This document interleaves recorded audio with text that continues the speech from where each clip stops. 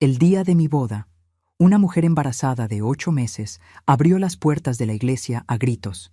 «¡Ese hombre es el padre de mi hijo!». Mi padre sonrió victorioso, pensando que había destruido mi felicidad, pero cuando la actriz miró bien el rostro de él en el altar, reconoció quién realmente la contrató, y lo que ella reveló por el micrófono frente a 300 personas acabó con su vida para siempre. Mis queridos, mis amores, buenas tardes o buenos días o buenas noches. No sé a qué hora me están viendo, pero lo que importa es que están aquí conmigo y eso ya me calienta el corazón. Mi nombre es Julia Campos Ferreira, tengo 72 años bien vividos y vivo aquí en Guadalajara, Jalisco, la misma ciudad donde nací y me crié. Estoy aquí en mi cocina con las manos en la masa, literalmente. Estoy haciendo gorditas de maíz caseras, de esas bien jaliscienses, ¿saben? El olor del maíz y el queso derritiéndose ya se esparció por toda la casa.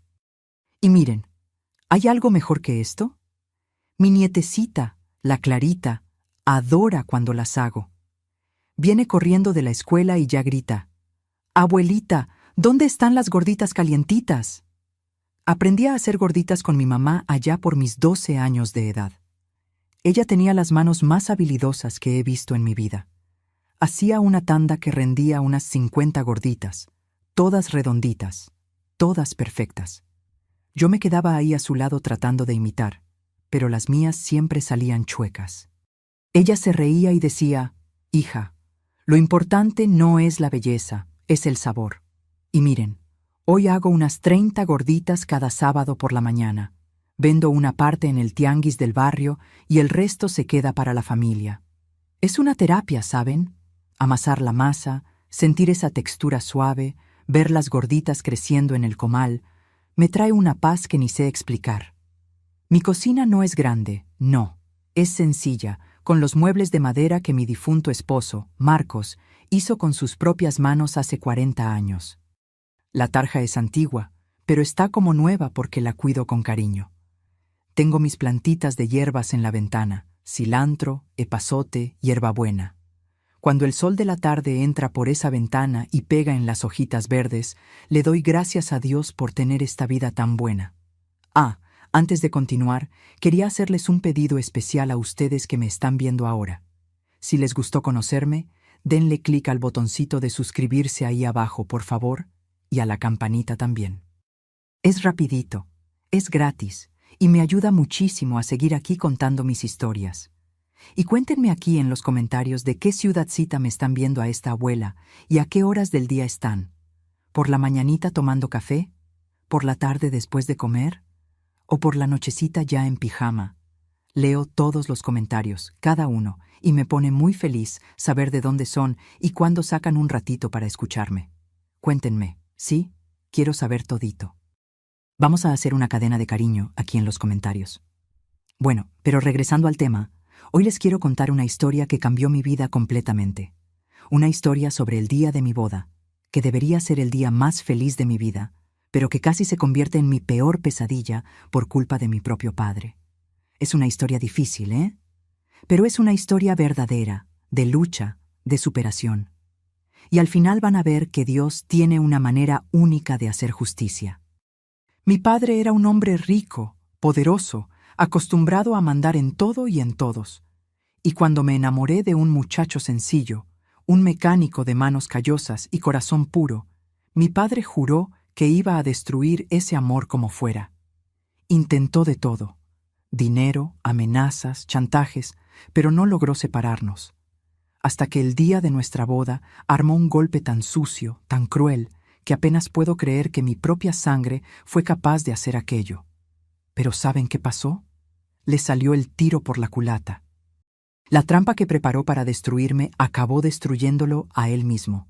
Y todo esto pasó frente a 300 personas dentro de una iglesia en el día más importante de mi vida. Así que, agárrense un cafecito, pónganse cómodos y vengan conmigo en esta historia, porque lo que les voy a contar les va a hacer creer que la verdad siempre sale a la luz, no importa cuánto tiempo tarde. Nací aquí en Guadalajara, el día 15 de marzo de 1953, en una casa grande del centro de la ciudad. Mi padre, el doctor Renato Augusto Campos, era médico cirujano, dueño de una clínica particular que atendía a toda la élite de la región. Venía de una familia tradicional jalisciense, de esas que tienen apellido importante y retrato de los bisabuelos colgado en la sala.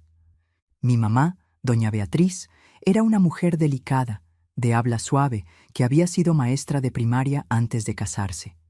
Después de que se convirtió en esposa del doctor Renato, abandonó todo para ser solo la señora Campos, como sus amigas la llamaban. Nuestra casa era inmensa, de 2 pisos, jardín al frente y un patio enorme atrás.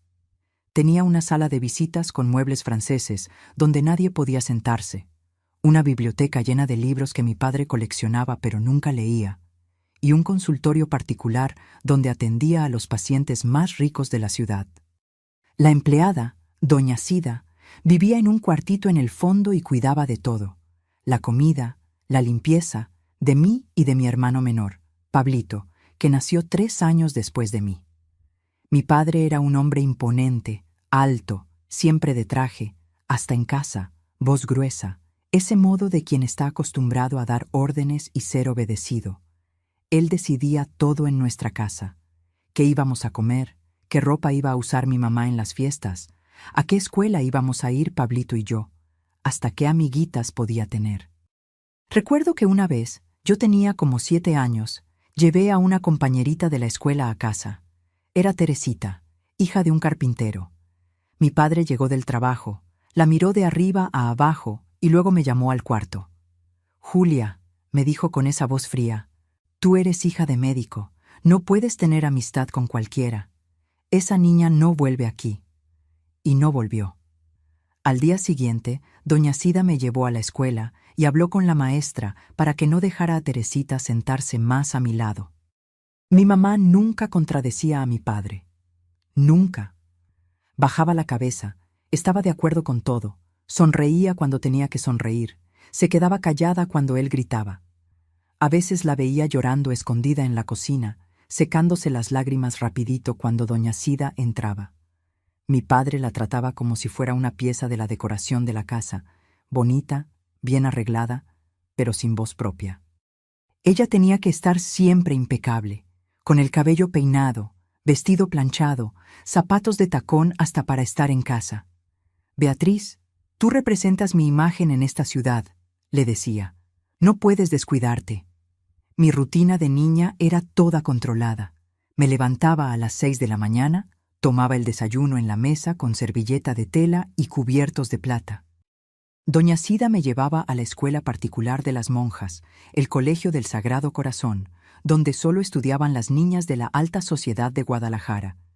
Después de la escuela tenía clase de piano los martes y jueves, y clase de francés los miércoles y viernes. Los sábados, mi padre me llevaba a su clínica para que aprendiera a tener postura de señorita fina, como él decía. Me quedaba sentada en una silla de la recepción, con vestido y zapatitos de charol, mientras él atendía a los pacientes. No podía correr, no podía ensuciar la ropa, no podía reír fuerte, tenía que ser una señorita bien portada. Pero ¿saben qué era lo que más me gustaba? El domingo por la mañana, cuando mi padre iba a jugar golf al club y mi mamá se relajaba un poquito. Ella me llevaba a la cocina y hacíamos gorditas con doña Cida. Ahí, entre la harina, el maíz y el queso rallado en el momento, mi mamá se volvía otra persona. Se reía, me enseñaba a amasar, me embarraba la nariz de harina jugando. Doña Cida contaba historias del rancho donde había crecido. Eran los únicos momentos en que veía a mi mamá feliz de verdad. «Aprovecha, niña», me decía doña Cida. «Aprovecha mientras tu papá no está aquí». Yo no entendía bien qué quería decir. Era niña, ¿no? Para mí, mi padre solo era estricto, pero pensaba que así eran los papás. Solo fui a entender la prisión en la que vivíamos mucho tiempo después. En la escuela tenía pocas amigas de verdad. Las niñas eran todas educadas igual que yo, derechitas, bien portadas, hijas de médicos, abogados, hacendados ricos. Jugábamos a las muñecas en el recreo, saltábamos la cuerda, pero todo muy delicado, muy arregladito. Nada de subirse a los árboles, nada de jugar fútbol, nada que una señorita de familia no podía hacer. Mi hermano Pablito era más chico, pero tenía más libertad que yo, porque era niño, ¿no? Los niños podían todo. Podían jugar fútbol en la calle, podían llegar sucios a casa, podían gritar y correr. Yo lo veía jugando en el patio y sentía una envidia tremenda, pero cuando pedía jugar con él, mi padre me cortaba de inmediato. Julia, ve a estudiar tu piano, niña. No andes corriendo como chamaca. Cuando cumplí 11 años, mi padre empezó a hablar de que necesitaba prepararme para ser una buena esposa. Decía que me iba a casar con un muchacho de buena familia, de preferencia médico o abogado, alguien de la misma posición social. Vas a ser la esposa perfecta, decía. Bonita, educada, de su casa. Vas a hacer un matrimonio que va a dar orgullo al nombre Campos. En esa época yo no sabía todavía que mi padre no me estaba preparando para la vida. Me estaba moldeando para ser una pieza en su tablero de ajedrez, así como mi mamá lo era. Quería controlar cada paso mío, cada decisión, cada respiro. Y quien se atreviera a estorbar sus planes iba a conocer el lado más cruel del doctor Renato Campos. Fue a los 12 años, una tarde de sábado, que empecé a ver las primeras grietas en la imagen perfecta que mi padre construía. Estaba en la recepción de su clínica, como siempre, cuando lo escuché gritándole a una enfermera joven en el consultorio. La puerta estaba entreabierta. Me debes respeto. Yo soy tu patrón. La muchacha salió corriendo, llorando, y nunca más volvió. A la semana siguiente había otra enfermera en su lugar. Esto pasó varias veces. Mi padre cambiaba de empleada cada 2, 3 meses. Siempre muchachas jóvenes, siempre salían llorando. Pero yo era niña, no entendía qué estaba pasando. Solo sabía que había algo malo, algo que me revolvía el estómago cuando veía a esas muchachas saliendo de la clínica con los ojos rojos de tanto llorar. Cuando cumplí 18 años, en marzo de 1971, estaba terminando la preparatoria en el Sagrado Corazón. Mi padre ya tenía mi futuro todo planeado. Iba a estudiar pedagogía, no porque yo quisiera, sino porque era carrera apropiada para señoritas de familia. Ya había elegido hasta la Universidad de Guadalajara, aquí mismo en la ciudad, para que no tuviera que salir. No voy a dejar que mi hija viva sola en ninguna capital, decía. Muchacha soltera, lejos de los padres, solo busca problemas. Fue ese mismo año, un sábado de abril, que mi vida cambió completamente. Había ido con doña Cida a hacer las compras al mercado. El coche de mi padre, un Galaxy negro nuevecito, había tenido un problema con la batería la semana anterior y lo había mandado llevar con un mecánico conocido. Ese día, el mecánico, don Joaquín, había mandado a un empleado traer el coche de vuelta a casa. Yo estaba bajando las bolsas de la compra cuando escuché el ronroneo del motor del Galaxy llegando. Miré hacia el portón y vi a un muchacho bajando del coche. Debía tener unos 26, 27 años. Moreno, cabello negro un poco largo, camiseta blanca con manchas de grasa, pantalón de mezclilla desgastado. Tenía una sonrisa amplia, de esas que iluminan toda la cara. Cuando nuestras miradas se cruzaron, sentí algo raro en el pecho, un frío en el estómago que nunca había sentido antes. «Buenas tardes, señorita», dijo, sacando un llavero del bolsillo. «Vengo a traer el coche del doctor. Está como nuevo, motor ronroneando como gatito». Me quedé parada, como tonta, sosteniendo esa bolsa de compras, sin poder decir nada. Doña Cida, dándose cuenta de mi parálisis, vino hasta el portón. «Gracias, joven. Puede dejar la llave aquí». Él entregó la llave, pero siguió mirándome. «¿Cómo te llamas?», preguntó con una valentía que me sorprendió. Nadie nunca me había preguntado mi nombre así, directo, sin ser presentado formalmente antes. «Julia», respondí con la voz temblando. «Mucho gusto, Julia. Yo soy Marcos Ferreira. Trabajo en el taller de don Joaquín desde hace unos 5 años». Doña Cida me jaló para adentro.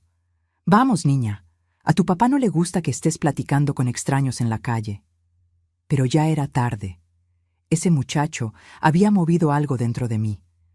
Durante los días siguientes, no podía sacarlo de mi cabeza.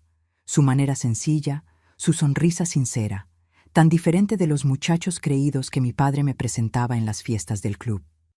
2 semanas después, inventé una excusa para ir hasta el taller de don Joaquín. Le dije a mi mamá que necesitaba comprar un regalo para una amiga de la escuela y que la tienda quedaba cerca del taller. En realidad, solo quería ver a Marcos otra vez. Cuando llegué, él estaba debajo de un coche, solo las piernas se veían. Me quedé en la puerta del taller, sin valor para entrar, hasta que él rodó para afuera, me vio y su cara se iluminó toda. «Julia, qué sorpresa tan buena». Se levantó, se limpió las manos en un trapo viejo y vino hasta mí. Platicamos como 20 minutos. Me contó que era hijo de un ferrocarrilero jubilado, que había crecido en el barrio obrero de la ciudad, que había empezado a trabajar a los 14 años para ayudar en casa. Hablaba con tanto orgullo de su trabajo, de sus manos callosas, de cada motor que reparaba. «¿Sabes, Julia? La mecánica es como la medicina», dijo con esa sonrisa que derretía mi corazón. «Tienes que diagnosticar el problema, entender qué está doliendo y curar.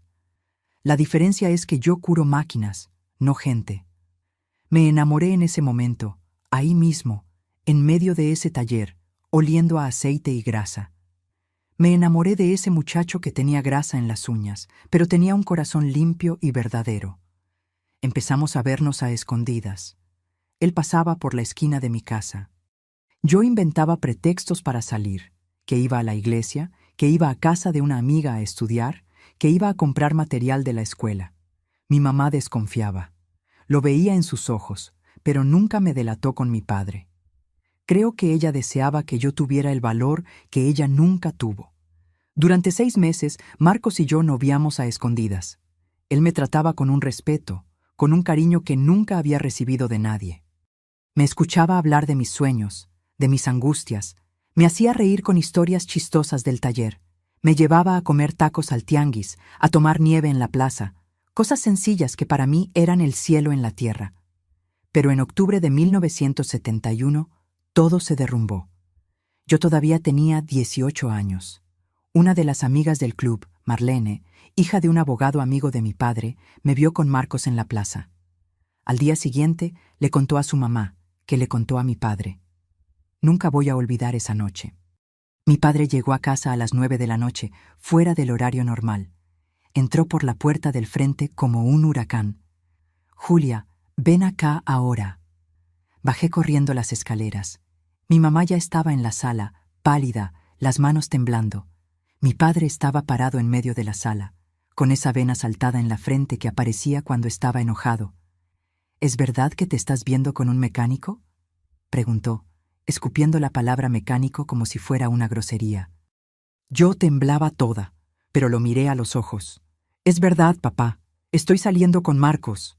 Su mano voló a mi cara. La bofetada fue tan fuerte que caí al piso. Mi mamá gritó, pero no se movió de su lugar. Ella nunca se movía. «No vas a ver a ese muchacho nunca más», gruñó mi padre. «Tú eres hija de médico. Te vas a casar con alguien de nuestra clase social. Ese mecánico no es más que un muerto de hambre, un don nadie que quiere aprovecharse de ti para subir en la vida». «No es verdad», grité, levantándome del piso. «Marcos me ama de verdad. No quiere nada de nuestra familia». «¿Ah, no quiere?». Mi padre soltó una risa amarga. «Todo hombre pobre quiere. Es la manera más fácil de conseguir dinero. Casarse con hija de rico».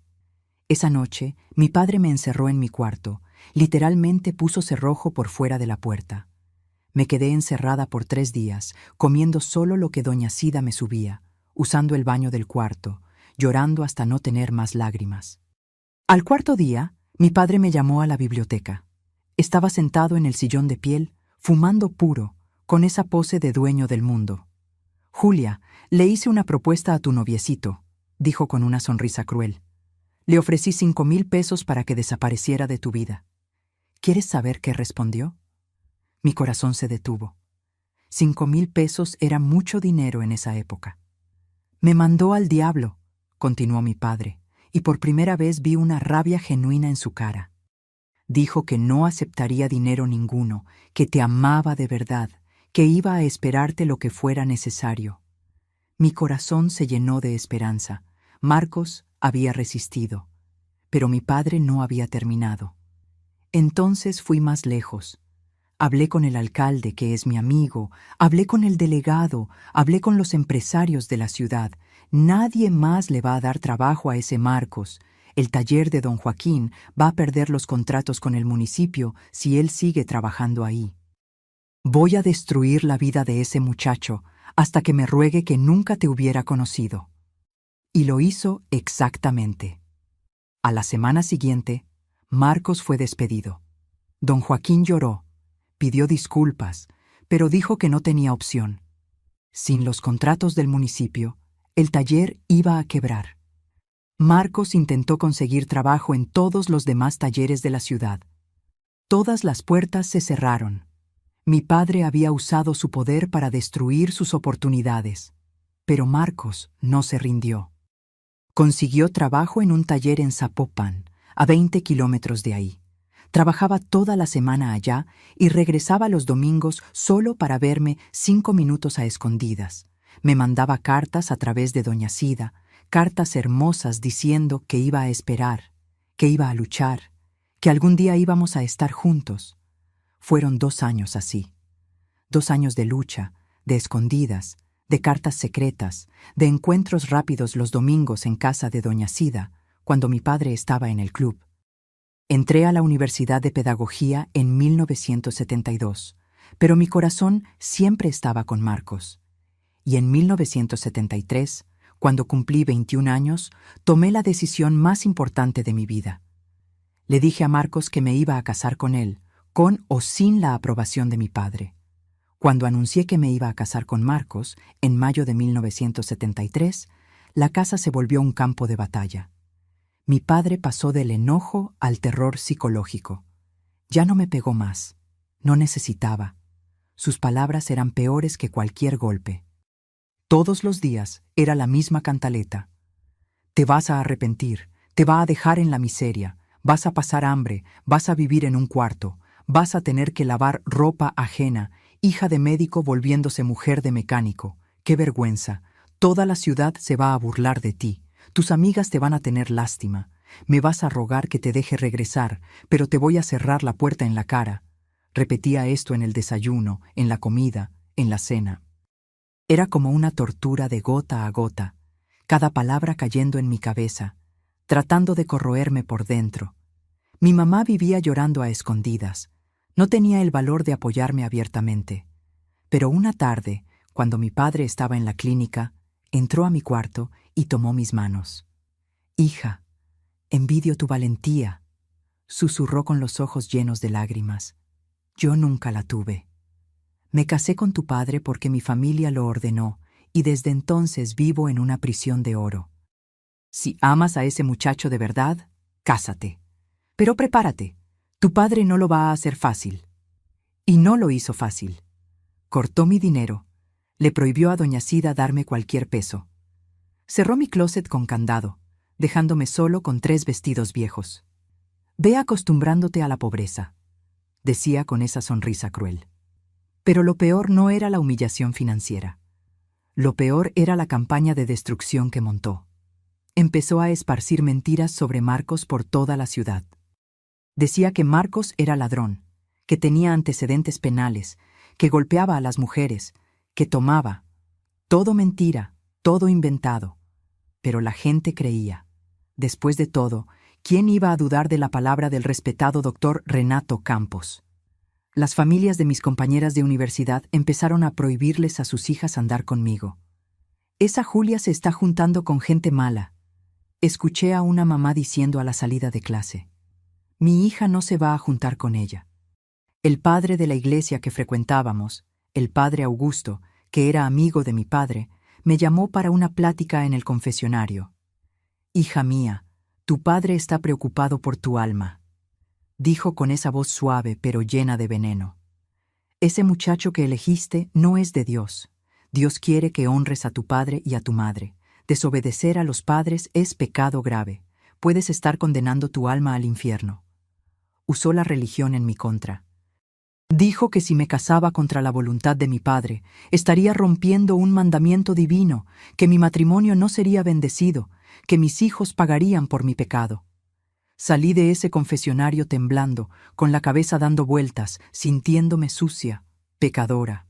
Por 2 semanas, esas palabras del padre me carcomieron. Rezaba todas las noches, llorando, pidiendo una señal de Dios. ¿Será que estaba equivocada? ¿Será que amar a Marcos era realmente un pecado? Fue doña Sida quien me salvó de esa espiral. Entró a mi cuarto una noche y se sentó en mi cama. «Niña, escucha lo que esta vieja te va a decir», dijo, sosteniendo mi mano. «Dios es amor. El Dios que yo conozco no castiga a quien ama de verdad. Ese padre está hablando con la voz de tu papá, no la voz de Dios. Tu padre pagó la remodelación de la iglesia el año pasado. El padre le debe un favor». Tenía razón. Todo tenía sentido. Mi padre estaba usando todas las armas que tenía, dinero, influencia, hasta la iglesia, para quebrarme. En junio de 1973, 3 meses antes de la boda programada, mi padre dio el golpe más bajo. Fue hasta Zapopan y habló con el dueño del taller donde Marcos trabajaba. Le ofreció comprar el taller por el doble de su valor. El dueño, un señor ya viejo y enfermo, aceptó. Mi padre compró el taller y lo primero que hizo fue despedir a Marcos. Cuando Marcos me lo contó, vi la derrota en sus ojos por primera vez. «Julia, ya no sé qué hacer», dijo con la voz quebrada. «Tu padre tiene demasiado poder.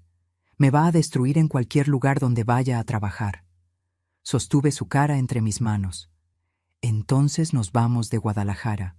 Nos casamos y nos vamos a la Ciudad de México, a Monterrey, a donde mi padre no pueda alcanzarnos». Marcos negó con la cabeza. «No tengo ni dinero para pagar el pasaje de autobús, Julia. Gasté todos mis ahorros en la renta de estos meses. Yo vendo mis joyas», dije. «Tengo unos aretes de oro que me dio mi abuela, una cadena, unas pulseras. Vendemos todo y nos vamos». Eso fue lo que hicimos. Vendí mis joyas a escondidas con un joyero del centro de la ciudad.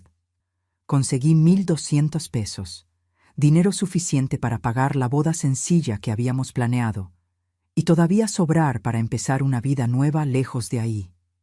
Mi padre descubrió que había vendido las joyas. Entró a mi cuarto como un animal salvaje. «Le robaste a tu propia familia», gritó. «Esas joyas eran herencia. Eres una ladrona, una desgraciada, una traidora». Me tiró al piso, me pateó las costillas. Mi mamá gritaba en la puerta, pero no entraba.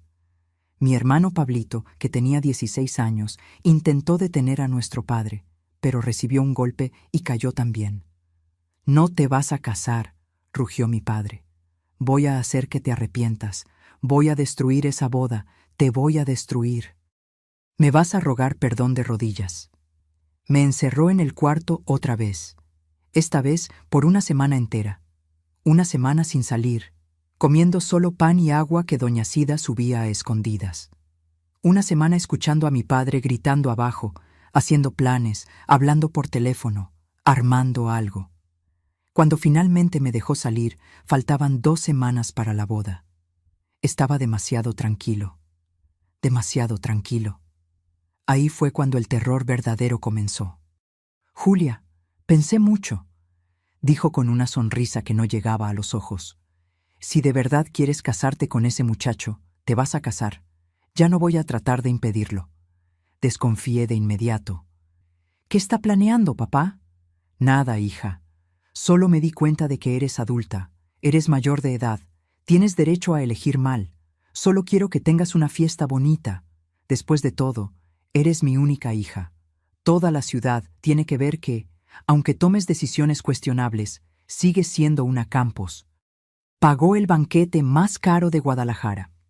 Rentó la Catedral Metropolitana para la ceremonia. Mandó a hacer invitaciones para 300 invitados. Compró mi vestido de novia. Un vestido hermoso, de satín blanco, con velo de encaje. Yo debería estar feliz, pero un escalofrío recorría mi espalda cada vez que veía a mi padre sonriendo. Marcos también estaba desconfiado. «Julia, Tu padre no hace nada gratis, está planeando algo. ¿Pero qué puede hacer?, preguntaba yo. La iglesia está reservada, el padre aceptó celebrar, las invitaciones ya se enviaron. ¿Qué puede hacer? No teníamos idea del nivel de crueldad del que mi padre era capaz. En la semana de la boda lo veía al teléfono todo el tiempo, cuchicheando, cerrando puertas cuando yo pasaba. Doña Sida me contó que había visto a un hombre extraño saliendo de la biblioteca de mi padre una noche. Un hombre que nunca había visto, de traje negro, cara de pocos amigos. El día anterior a la boda, durante el ensayo en la iglesia, mi padre llegó y se quedó platicando con el padre Augusto. Los dos me miraban a mí y a Marcos, susurraban, asentían con la cabeza. Marcos apretó mi mano. Algo está mal, lo siento. Pero ya era muy tarde para echarse para atrás. O nos casábamos al día siguiente, o tendría que aceptar la derrota y volver a la prisión de la casa de mi padre. Esa noche no pude dormir. Me quedé rezando, pidiéndole a Dios que protegiera mi boda, que no dejara a mi padre destruir el día más importante de mi vida. No sabía que en ese exacto momento una mujer estaba siendo preparada, ensayada, instruida, pagada para entrar a la iglesia al día siguiente y explotar mi vida en 1000 pedazos. El día 15 de septiembre de 1973 amaneció hermoso, cielo azul, sol brillando, ese clima perfecto de primavera en Jalisco. Parecía que hasta la naturaleza estaba celebrando, pero mi estómago estaba revuelto desde que desperté. Un presentimiento malo, pesado, que no podía sacudir. Mi mamá me ayudó a ponerme el vestido de novia. Lloraba mientras acomodaba mi velo. «Hija mía, estás tan linda», susurró. «Quisiera tanto que este día fuera perfecto para ti». «Va a serlo, mamá», dije, tratando de creer mis propias palabras. Doña Sida me había hecho el peinado, un chongo bajo con flores naturales. Las amigas de la universidad que todavía me hablaban, solo 3 habían venido. Estaban ahí en el cuarto arreglando mi cola, acomodando el maquillaje. Mi padre entró al cuarto usando smoking. Tenía esa sonrisa extraña otra vez. «Es hora», dijo. «La iglesia está llena, todo mundo esperando para ver a la hija del doctor Campos casándose con un mecánico». La manera en que lo dijo, mecánico, con ese desprecio, ese veneno, hizo que mi corazón se apretara. Pero levanté la barbilla. No iba a dejar que me afectara. No ese día. Llegamos a la catedral a las 2 de la tarde. La iglesia estaba realmente llena. 300 personas, tal vez más. La mitad era gente que mi padre había invitado, la élite de Guadalajara, gente curiosa por ver el escándalo de la hija del médico. La otra mitad era gente humilde, amigos de Marcos, familia de Doña Sida, vecinos del barrio obrero. Cuando entré a la iglesia, del brazo de mi padre, al son de la marcha nupcial, vi a Marcos ahí en el altar. Estaba guapísimo, con traje prestado, cabello peinado, ojos brillando. Cuando nuestras miradas se encontraron, sonrió, esa sonrisa que yo amaba, llena de luz, llena de verdad. Y por un segundo, todos mis miedos desaparecieron. La ceremonia comenzó. El padre Augusto leía las escrituras. Intercambiamos las argollas sencillas de plata que Marcos había comprado con el último sueldo que recibió. Mi padre, sentado en la primera fila, miraba su reloj cada 2 minutos, como si estuviera esperando algo. Entonces llegó el momento. El padre Augusto abrió los brazos y dijo con esa voz solemne: «Si alguien presente conoce algún impedimento para que este matrimonio no se realice, que hable ahora o calle para siempre». El silencio en la iglesia era ensordecedor. Mi corazón latía tan fuerte que pensaba que todo el mundo podía oírlo. Y entonces pasó. Las puertas dobles de la iglesia se abrieron con un estruendo violento que resonó por las paredes. Todo el mundo volteó hacia atrás. Una mujer entró corriendo por el pasillo central. Estaba embarazada, muy embarazada, panza enorme de 8 meses. Usaba un vestido sencillo azul, cabello despeinado, cara roja de tanto llorar. «¡Paren todo!», gritó, la voz haciendo eco por toda la iglesia. «¡Paren! Este matrimonio no puede pasar». El caos fue instantáneo. Gente levantándose de las sillas, murmullos, gritos. Mi mamá se llevó la mano al pecho y se desplomó. Se desmayó ahí mismo en la banca. Las amigas corrieron a socorrerla. Yo me quedé congelada en el altar, sin entender qué estaba pasando. Marcos estaba blanco, pálido, mirando a esa mujer como si estuviera viendo un fantasma. La mujer corrió por el pasillo, llorando, gritando. «Ese hombre», señaló directo a Marcos. «Ese hombre es el padre de mi hijo. Me embarazó y me abandonó». El mundo se derrumbó. Las paredes de la iglesia giraron a mi alrededor. Mi vestido de novia de repente pesaba 1000 kilos. No podía respirar, no podía pensar. Marcos gritó desesperado. «Nunca he visto a esa mujer en mi vida. Esto es mentira. Julia, tienes que creerme». Pero el daño ya estaba hecho. La mujer llegó hasta el altar, todavía llorando, todavía gritando. Decía que me amaba, dijo que se iba a casar conmigo, y cuando le conté que estaba embarazada, desapareció. Me dejó sola con esta criatura. Fue cuando escuché la voz de mi padre. Se había levantado de la banca, estaba caminando hacia el altar, y en su voz había una satisfacción, un placer cruel que me heló hasta los huesos. «Lo sabía», gritó mi padre, señalando con el dedo a Marcos. «Le advertí a este canalla, a este mentiroso. Embarazó a esta pobre muchacha e iba a casarse contigo para tener acceso a mi dinero. La boda se acabó, Julia. Vámonos ahora».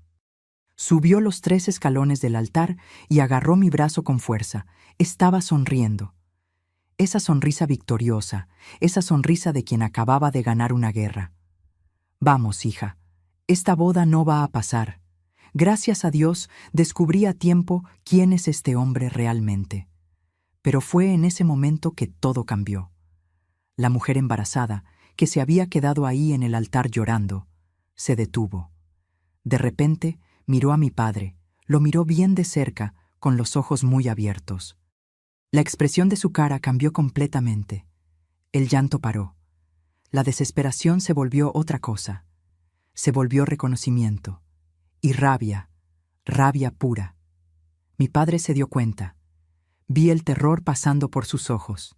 Por un segundo, solo por un segundo, pareció entrar en pánico. Intentó arrastrarme de ahí. «Vamos ya, Julia, vamos». Pero la mujer fue más rápida. Agarró el micrófono del padre. El padre intentó quitárselo, pero ella lo sostuvo con las 2 manos, con una fuerza que no sabía que alguien embarazada podía tener. «Esperen», gritó por el micrófono, y su voz hizo eco tan fuerte que todo el mundo se quedó en silencio. «Esperen todos». Miró hacia mí, hacia Marcos y luego hacia mi padre. Las lágrimas todavía bajaban por su cara, pero ahora eran lágrimas de rabia, no de actuación. «Señorita», dijo, mirándome directo, «perdóname, perdóname, porque me pagaron. Un hombre me pagó 5,000 pesos para venir aquí hoy, entrar a esta iglesia y acusar a este muchacho», señaló a Marcos, «de ser el padre de mi bebé. Acepté porque estoy desesperada, porque estoy sin dinero, sin comida, sin nada». El silencio en la iglesia era tan profundo que se podía oír caer un alfiler. 300 personas aguantando la respiración. Mi padre intentó gritar: «¡Está loca! ¡Sáquenla de aquí!». Pero la mujer gritó más fuerte: «Pero el hombre que me pagó no me dijo que el padre de la novia era usted». Se volteó y señaló con el dedo a la cara de mi padre. Un dedo acusador temblando de rabia.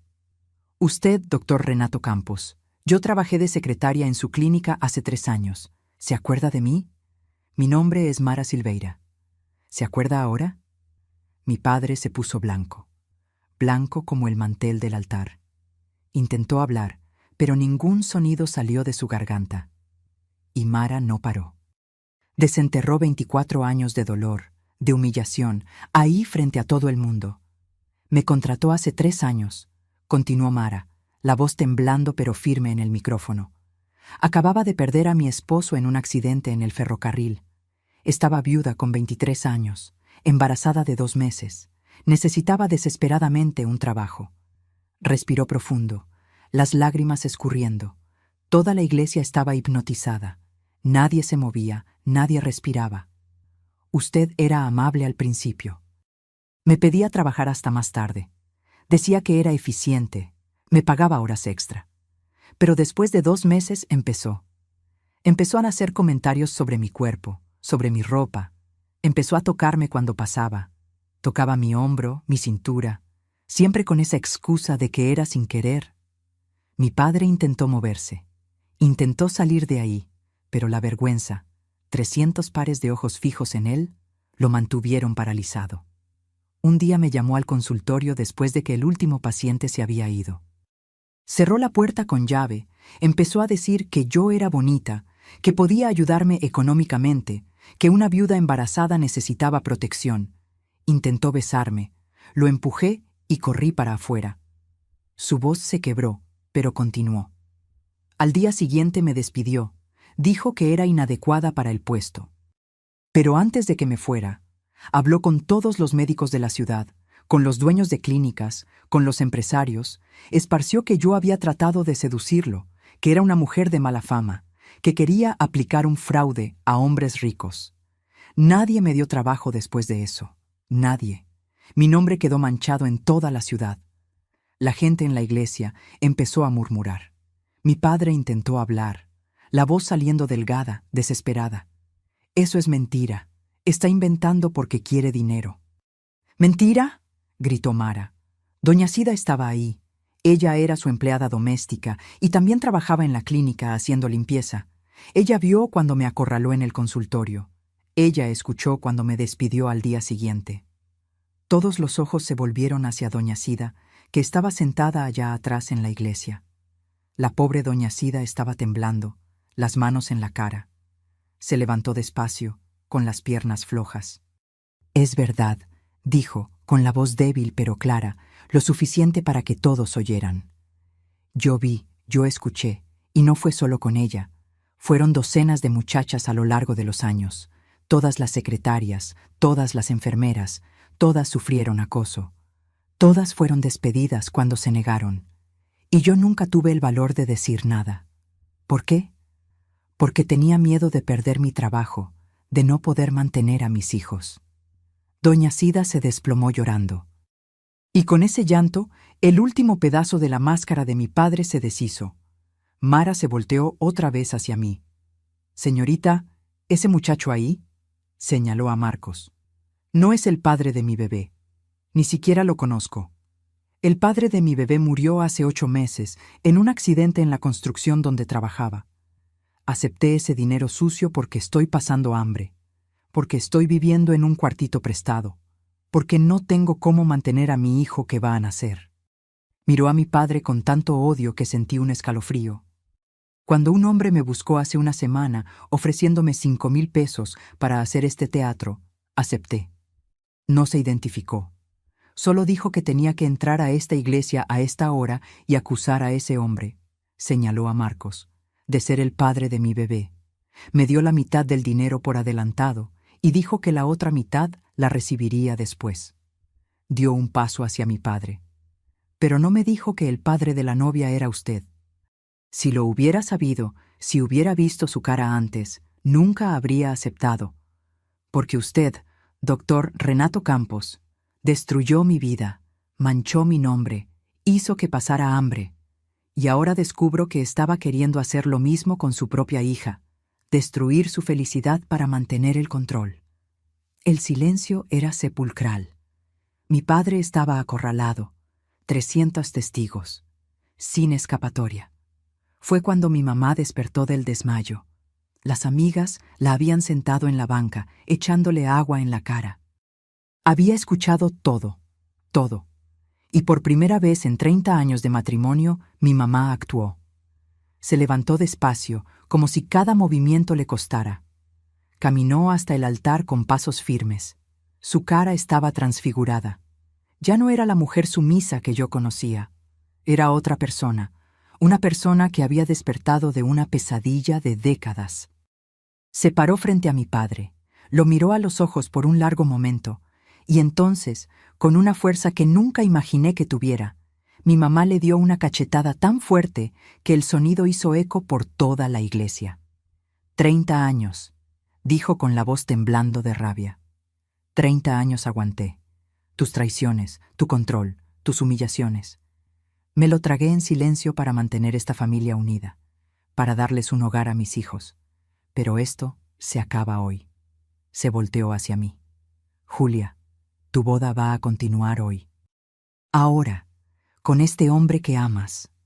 Se volvió otra vez hacia mi padre. ¿Y tú? Te vas a ir de esta iglesia. Te vas porque ya no eres parte de esta familia. Mi padre intentó argumentar, intentó gritar, pero la voz le salió como un gruñido patético. No puedes hacerme esto. Esa casa es mía. Esta familia es mía. Ya no, dijo mi mamá con una calma aterradora. Consulté a un abogado la semana pasada. Cuando te vi conspirando, tramando algo contra nuestra hija, metí la solicitud de divorcio el viernes. Y te vas a salir de nuestra casa. Voy a pedir también que las muchachas que acosaste a lo largo de los años hagan denuncia formal. Vas a responder por todo. Los amigos de mi padre, los empresarios, los políticos que estaban sentados en la iglesia, todos miraban al piso. Nadie quiso asociarse con él en ese momento. Nadie lo defendió. Marcos, que había estado en shock todo este tiempo, me jaló cerca de él. Julia, ¿me crees, verdad? Yo nunca... Lo sé, lo corté, sosteniendo su cara. Siempre supe que era mentira. Te conozco, conozco tu corazón. El padre Augusto, completamente perdido en todo ese caos, intentó tomar control. Bueno, esto fue extremadamente inusual. Tal vez sería mejor posponer la ceremonia. No, dijo mi mamá con firmeza. La ceremonia continúa, ahora. Mi hija se va a casar hoy, como estaba planeado. Miró a los guardias de seguridad que estaban en la puerta de la iglesia, 2 hombres grandes que mi padre había contratado para mantener el orden. Ustedes 2, saquen al doctor Campos de aquí. Ya no es bienvenido. Los guardias se miraron entre sí, indecisos, pero cuando vieron que toda la iglesia estaba contra el doctor Renato, cuando vieron a 300 personas mirándolo con repugnancia, fueron hasta él y lo escoltaron para afuera. Mi padre salió escoltado de la propia fiesta que había planeado para humillarme. Salió bajo abucheos, bajo miradas de desprecio, bajo el peso de todas sus maldades expuestas. ¿Y saben qué hice? Miré a Mara, que todavía estaba ahí en el altar sosteniendo el micrófono, embarazada, llorando, temblando. Mara, dije, gracias. Acabas de salvar mi vida y quiero ayudarte. Tomé la bolsa que estaba con una de mis amigas. Adentro tenía los 1,200 pesos que habían sobrado de la venta de las joyas. Saqué 600 y se los di. Esto es para que vuelvas a empezar. Y si necesitas cualquier cosa, búscame. No vamos a dejar que pases necesidad. Mara se desplomó en lágrimas de agradecimiento. Abrazó mis piernas, llorando tanto que todo su cuerpo temblaba. El padre Augusto, todavía aturdido, finalmente reaccionó. Bueno, si todos están de acuerdo, ¿podemos continuar la ceremonia? Puede, padre, dijo mi mamá, y esta vez sin interrupciones. Y así fue como me casé con 300 testigos de uno de los días más surrealistas de la historia de Guadalajara. El padre leyó los votos rapidito, casi con miedo de que otra bomba explotara. Intercambiamos las argollas otra vez. Marcos me besó y el beso tenía sabor a victoria, a libertad, a justicia. Cuando salimos de la iglesia, los amigos de Marcos, la gente humilde del barrio obrero, tiraron arroz. No había banquete. Mi padre había cancelado todo cuando fue expulsado. Pero no importaba. Fuimos a una taquería del barrio obrero e hicieron una fiesta con lo que había. Cerveza, tacos, gorditas. Fue la fiesta de boda más alegre que alguien podría tener. Hoy, mis queridos, 52 años después de ese día en la iglesia, vivo aquí en la misma Guadalajara donde nací. Pero es una Guadalajara diferente. Ya no vivo en esa casa grande del centro. Vivo en una casa sencilla, pequeñita, en la colonia Jardín Esperanza, bien cerca de donde Marcos creció. Es una casita de 3 cuartos que compramos con mucho sacrificio. 20 años después de casarnos, cuando él ya tenía su propio taller mecánico. Marcos falleció hace 5 años, en 2020, de un problema del corazón. Lo extraño todos los días, su sonrisa, su manera cariñosa de decirme mi amor, el olor del café que hacía todas las mañanas. Estuvimos juntos 47 años. Tuvimos 3 hijos lindos, Marcelo, Beatriz, le puse el nombre de mi mamá, y Ricardo. Todos crecieron viendo al papá trabajar honestamente, viendo a la mamá luchar, viendo que el amor verdadero no tiene que ver con el dinero. Mi vida hoy es sencilla, pero es mía. Todos los miércoles y sábados hago mi tanda de gorditas y voy a vender al tianguis del barrio. Tengo mis clientas fieles, doña Silda, don Gerardo, doña Aparecida. Compran gorditas conmigo desde hace años y son más que clientes, son amigos. Platicamos, intercambiamos recetas, me entero de sus problemas, ellos se enteran de los míos. Mi Marcelo trabaja en una empresa de informática. Beatriz es maestra en una escuela municipal, siguió el camino de la abuela. Y Ricardo es abogado. Curioso, ¿no? Mi padre quería tanto que me casara con un abogado y al final fue mi hijo el que se volvió uno. Pero Ricardo no es nada como era mi padre. Es humilde, trabaja defendiendo a gente pobre que no tiene para pagar, hace trabajo voluntario. El abuelo paterno le enseñó bien qué es honor de verdad. Tengo 5 nietos. Clarita, de la que les hablé al principio, tiene 8 años. También está Juan de 10, Marina de 6, Pedrito de 4 y la bebé Alice de 1 añito. Mi casa vive llena de ruido de niños. Vienen todos los fines de semana y es ese relajo bonito. Hacemos gorditas juntos en la cocina, lo mismo que yo hacía con mi mamá. Clarita ya sabe hacerlas sola, ¿saben? Se pone toda orgullosa cuando las gorditas crecen en el comal. Mi mamá, Beatriz, vivió con nosotros los últimos 15 años de su vida.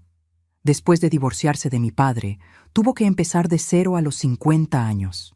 Volvió a dar clases, vivió en un departamento pequeño, pero era feliz. Por primera vez en su vida, era libre. Falleció en 2010, a los 87 años, durmiendo en la hamaca aquí en el patio de casa, con la carita en paz. En su funeral, muchas de sus exalumnas aparecieron para despedirse. Doña Beatriz cambió mi vida, me dijo una llorando. Me enseñó que nunca es tarde para volver a empezar. ¿Y mi padre? Bueno, mi padre lo perdió todo. La clínica cerró cuando las denuncias salieron a la luz. Fueron 13 mujeres las que tuvieron el valor de hablar. Perdió el registro médico. Perdió la casa porque tuvo que pagar indemnización a algunas de las víctimas. Pasó los últimos 20 años de su vida viviendo solo en un departamento pequeño, amargado, lleno de rabia. Intentó acercarse a mí y a Pablito varias veces, pero no quisimos contacto. Algunos puentes los quemas y no hay manera de reconstruirlos. Murió en 1998, solo, sin nadie en el funeral además de Pablito, que fue solo porque era hermano. Yo no fui, no pude, no por rabia, sino porque ya no había nada ahí. Ese hombre ya había muerto para mí mucho tiempo antes, ese día en la iglesia en 1973. Pablito, mi hermano, se volvió profesor de historia. Rompió con el padre justo después de mi boda, cuando vio toda la verdad. Estamos muy unidos hasta hoy. Vive aquí en Guadalajara y todas las semanas tomamos café juntos. ¿Y Mara? Mara se volvió una de mis mejores amigas. La ayudamos de verdad, ¿saben? Marcos y yo le conseguimos trabajo en el taller, haciendo la parte administrativa. Su bebé nació, un niño lindo llamado Rafael. Marcos hasta fue su padrino. Mara se volvió a casar años después. Tuvo 2 hijos más, es feliz. A veces viene a tomar café a casa y nos reímos recordando ese día absurdo en la iglesia. Julia, ese día cambió mi vida también, siempre dice. Por primera vez tuve el valor de enfrentar a quien me lastimó. Hoy, a los 72 años, miro hacia atrás y agradezco. Agradezco por Marcos, que fue el mejor esposo que alguien podría tener. Agradezco por mis hijos, mis nietos, por mi casita sencilla, por mis gorditas que alimentan a mi familia. Agradezco hasta por el sufrimiento, porque fue él quien me enseñó el valor de la libertad. Guadalajara sigue siendo la misma ciudad. Las montañas alrededor, el clima agradable, las fuentes de agua caliente. Pero yo ya no soy esa niña asustada, encerrada en una casa grande. Soy una mujer libre, viviendo la vida que elegí, rodeada de amor verdadero. ¿Y saben qué es curioso? Mi padre quería tanto que tuviera una vida de princesa, llena de lujo y estatus. Pero la vida que tengo ahora, sencilla, humilde, honesta, vale más que todo el oro del mundo. Mis queridos, si hay alguien ahí escuchándome que está pasando por una situación parecida, si tienen un papá controlador, una mamá que los manipula, alguien en la familia que usa poder, dinero o religión para dominarlos, quiero que escuchen bien lo que esta abuela les va a decir. Nadie, ninguna persona en este mundo, tiene el derecho de elegir su vida por ustedes. No importa si es su papá, su mamá, su esposo, su pastor, su patrón, nadie. Ustedes nacieron con libre albedrío. Dios les dio el derecho de elegir su camino, y cualquier persona que intente quitarles eso está actuando contra la voluntad divina, no a favor. Yo pasé 21 años de mi vida pensando que tenía que obedecer a mi padre en todo, que él sabía lo que era mejor para mí, que cuestionarlo era pecado. Pero ¿saben qué aprendí? Obedecer ciegamente no es virtud, es prisión. Amor verdadero no controla, no manipula, no destruye. Amor verdadero libera. Cuando mi padre usó la religión contra mí, cuando ese padre me dijo que estaba pecando al desobedecer a mi padre, casi me di por vencida, casi creí que Dios me iba a castigar. Pero Dios no castiga a quien ama de verdad. Dios no castiga a quien lucha por su propia felicidad. El Dios que yo conozco es un Dios de amor, de libertad, de justicia. Y para ustedes que son padres, escuchen bien, sus hijos no son su propiedad. Son vidas independientes que Dios puso en su cuidado temporal. Su trabajo no es controlarlos, es prepararlos para volar. Si están tratando de elegir con quién se va a casar su hijo, qué profesión va a seguir, dónde va a vivir, no están protegiendo, están aprisionando. Yo pude haberme dado por vencida ese día en la iglesia, cuando esa mujer entró gritando, cuando todo el mundo empezó a mirarme con lástima, cuando parecía que mi padre había ganado. Pude haber corrido, haber cancelado todo, haber vuelto a casa con la cabeza baja. ¿Pero saben por qué no me di por vencida? Porque sabía que la verdad siempre sale a la luz. Siempre. Puede tardar, puede doler, pero sale. Mi padre armó su propia destrucción. Era tan arrogante, tan cegado por el poder, que no se dio cuenta de que estaba cavando su propia tumba. Y siempre es así.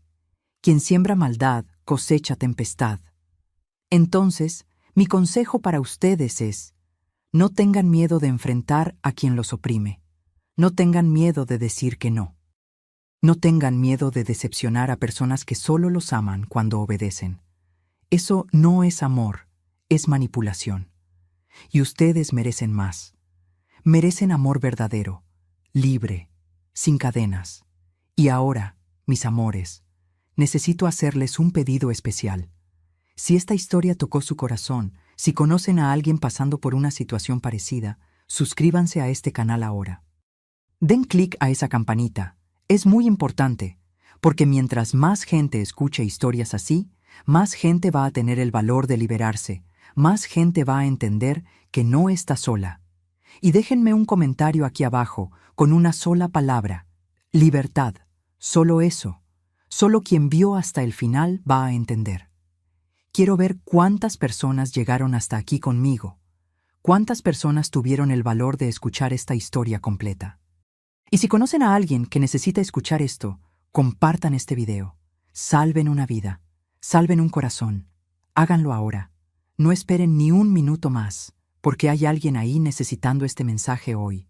Hay alguien que está pensando en darse por vencido, en volver a la prisión, en aceptar la manipulación. Y esa persona necesita saber que sí es posible vivir libre, vivir feliz, vivir en la verdad. Muchas gracias por escucharme hasta aquí, mis queridos. Calentaron el corazón de esta abuela. Hasta el próximo video y recuerden, la verdad siempre vence.